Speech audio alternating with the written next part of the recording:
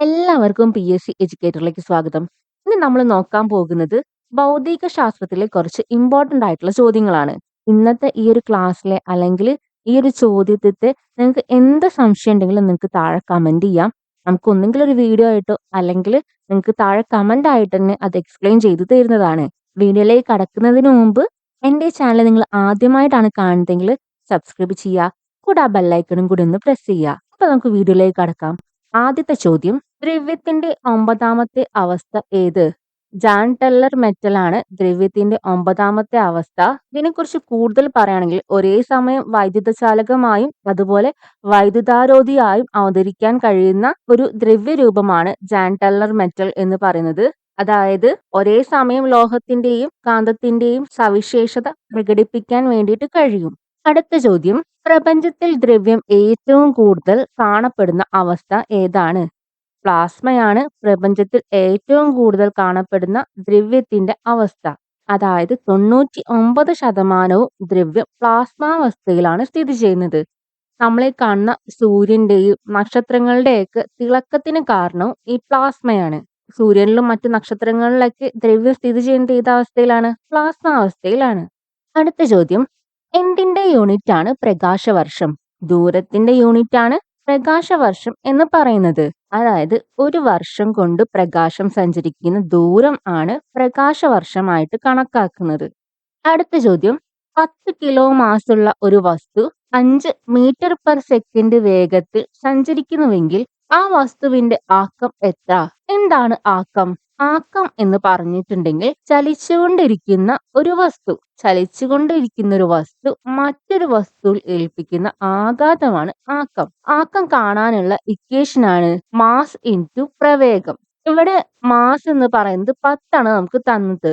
അതുപോലെ പ്രവേഗമോ 5 metre per സെക്കൻഡും. അപ്പം 10 ഇൻറ്റു 5 50 ആണ്.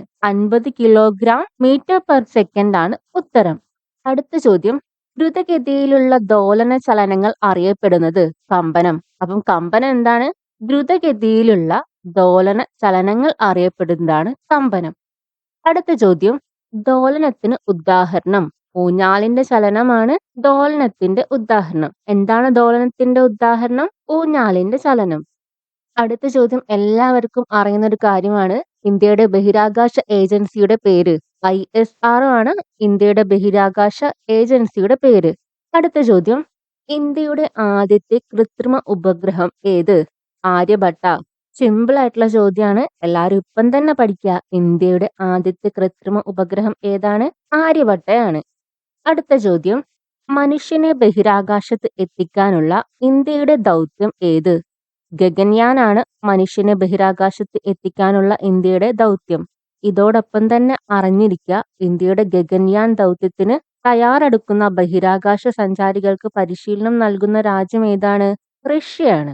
അടുത്ത ചോദ്യം, 2022 ഫെബ്രുവരിയിൽ ഇന്ത്യ വിജയകരമായി വിക്ഷേപിച്ച കൃത്രിമ ഉപഗ്രഹം ഏത്? EOS-04 ആണ് 2022 ഫെബ്രുവരിയിൽ ഇന്ത്യ വിജയകരമായി വിക്ഷേപിച്ച കൃത്രിമ ഉപഗ്രഹം. ഈ കൃത്രിമ ഉപഗ്രഹം എന്തിനാണ് വിക്ഷേപിച്ചത്? കൃഷി, വനം, തോട്ടങ്ങൾ, മണ്ണിന്റെ ഈർപ്പം, ജലശാസ്ത്രം, വെള്ളപ്പൊക്ക മാപ്പിംഗ് തുടങ്ങിയ ആവശ്യങ്ങൾക്കായി എല്ലാ കാലാവസ്ഥയിലും ഉയർന്ന നിലവാരത്തിലുള്ള ചിത്രങ്ങൾ നൽകാൻ രൂപകൽപ്പന ചെയ്ത റഡാർ ഇമേജിംഗ് സാറ്റലൈറ്റ് ആണ് EOS-04 എന്ന് പറയുന്നത്. അതുപോലെ 2022 ഫെബ്രുവരി 14 ശ്രീഹരിക്കോട്ടയിൽ നിന്ന് ഇത് വിക്ഷേപിച്ചത്. ചന്ദ്രദിനമായി ആചരിക്കുന്ന ദിവസം ഏത്?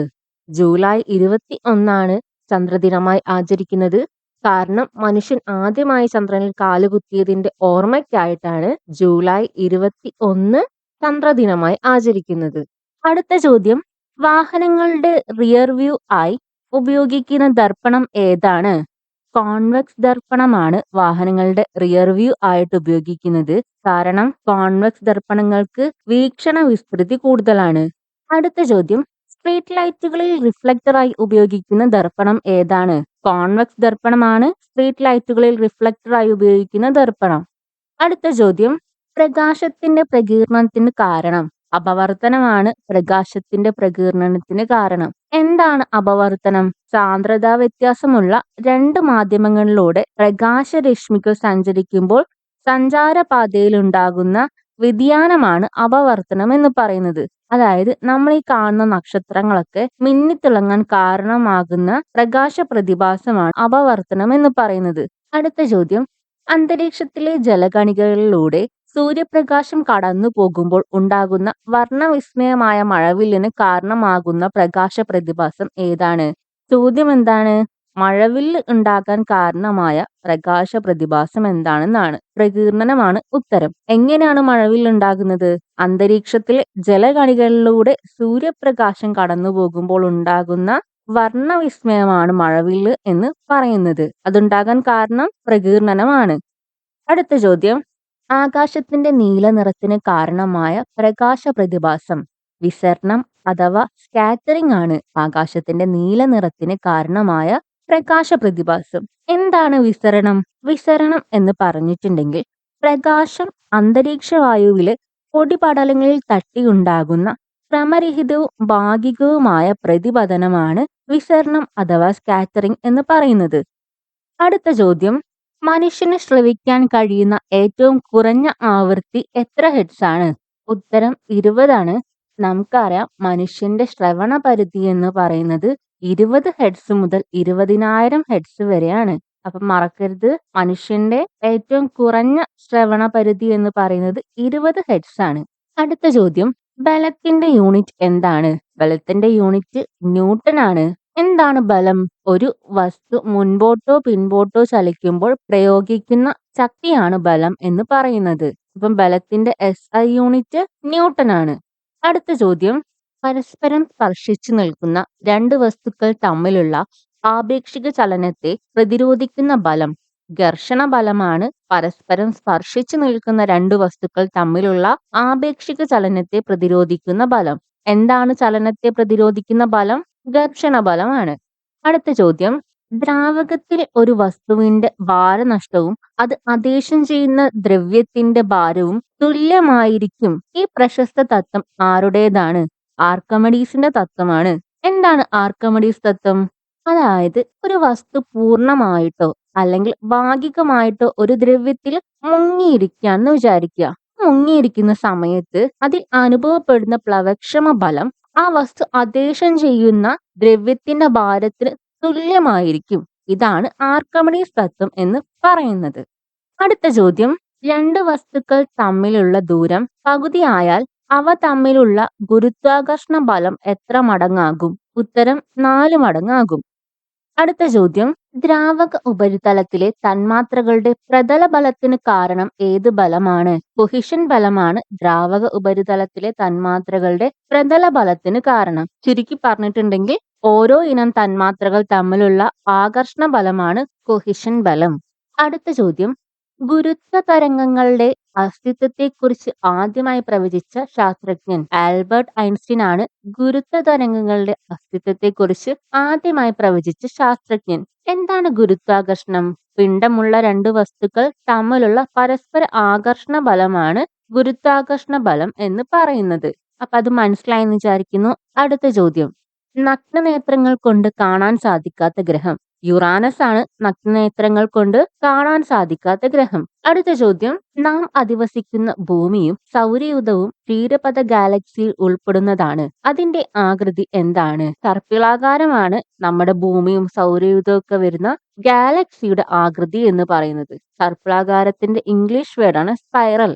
അടുത്ത ചോദ്യം, വേട്ടക്കാരൻ നക്ഷത്രഗണത്തിന്റെ വലതു ചുമലിന്റെ സ്ഥാനത്ത് ചുവന്നു കാണുന്ന നക്ഷത്രം ഏതാണ് ആ നക്ഷത്രം? തിരുവാതിര നക്ഷത്രമാണ് വേട്ടക്കാരൻ നക്ഷത്രഗണത്തിന്റെ വലതു ചുമലിന്റെ സ്ഥാനത്ത് ചുവന്നു കാണുന്ന നക്ഷത്രം. ഏതാണ്? തിരുവാതിരയാണ്. അടുത്ത ചോദ്യം, ചന്ദ്രൻ ഭൂമിയെ ഒരു തവണ പരിക്രമണം ചെയ്യുന്നതിന് എത്ര ദിവസം വേണ്ടിവരും? 27 ദിവസമാണ് ചന്ദ്രന് ഭൂമിയെ ഒരു തവണ പരിക്രമണം ചെയ്യുന്നതിന് വേണ്ട ദിവസം. അടുത്ത ചോദ്യം, ധ്രുവപ്രദേശത്തു നിന്നും ഭൂമധ്യരേഖാ പ്രദേശത്തേക്ക് പോകും തോറും ഗുരുത്വാകർഷണത്തിന്റെ മൂല്യം എന്താകുന്നു? ധ്രുവപ്രദേശത്ത് നിന്നും ഭൂമധ്യരേഖയിലേക്ക് പോകും തോറും ഗുരുത്വാകർഷണത്തിന്റെ മൂല്യം എന്താണ് ചെയ്യുന്നത്? കുറയാണ് ചെയ്യുന്നത്.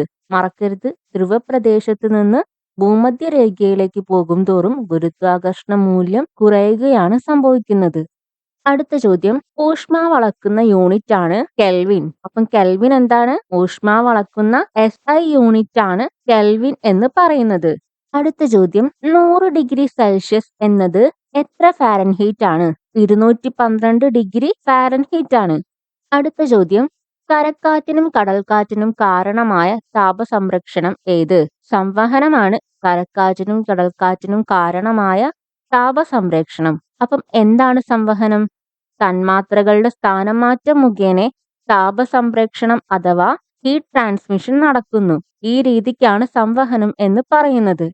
അടുത്ത ചോദ്യം, മാധ്യമത്തിന്റെ സഹായമില്ലാതെ താപം ഒരിടത്തു നിന്ന് മറ്റൊരിടത്തേക്ക് പ്രവഹിക്കുന്ന രീതി ഏത്? വികിരണമാണ് മാധ്യമത്തിന്റെ സഹായമില്ലാതെ താപം ഒരിടത്തു നിന്ന് മറ്റൊരിടത്തേക്ക് പ്രവഹിക്കുന്ന രീതി എന്ന് പറയുന്നത്. അതായത് സൂര്യനിൽ നിന്നുള്ള താപം ഭൂമിയിലേക്ക് എത്തുന്ന രീതി വികിരണമാണ്. വേറൊരു ഉദാഹരണം പറയുകയാണെങ്കിൽ, തെളിഞ്ഞ രാത്രിയിൽ മേഘങ്ങളുള്ള രാത്രിയേക്കാൾ തണുത്തതാകാൻ കാരണവും ഈ ഒരു വികിരണമാണ്.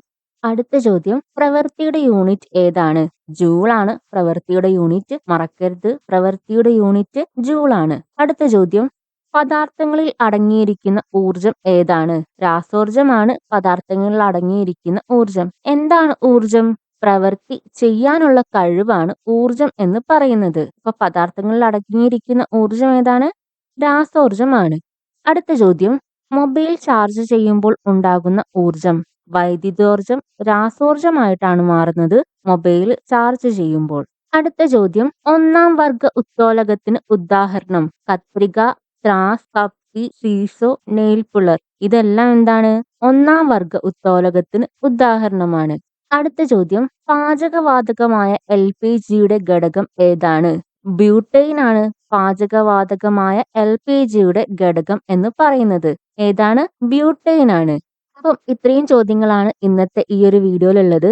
നിങ്ങൾക്ക് ഇതിൽ എന്തെങ്കിലും സംശയമോ കാര്യങ്ങൾ ഉണ്ടെങ്കിൽ നിങ്ങൾ കമന്റ് ചെയ്യുക. ഞാനത് എന്തായാലും നിങ്ങൾക്ക് ക്ലിയർ ചെയ്ത് തരുന്നതാണ്. എൻ്റെ ഇന്നത്തെ ഈ ഒരു വീഡിയോ നിങ്ങൾക്ക് ഉപകാരപ്രദമായിട്ടുണ്ടെങ്കിൽ എന്തായാലും സബ്സ്ക്രൈബ് ചെയ്യണം. കൂടെ ആ ബെല്ലൈക്കണും കൂടി പ്രസ് ചെയ്യുക. പിന്നെ എൻ്റെ ഈ ഒരു വീഡിയോ അവസാനം വരെ കണ്ട എല്ലാവർക്കും നന്ദി രേഖപ്പെടുത്തുകയാണ്. അപ്പൊ നമുക്ക് വീണ്ടും മറ്റൊരു വീഡിയോയിൽ കാണാം.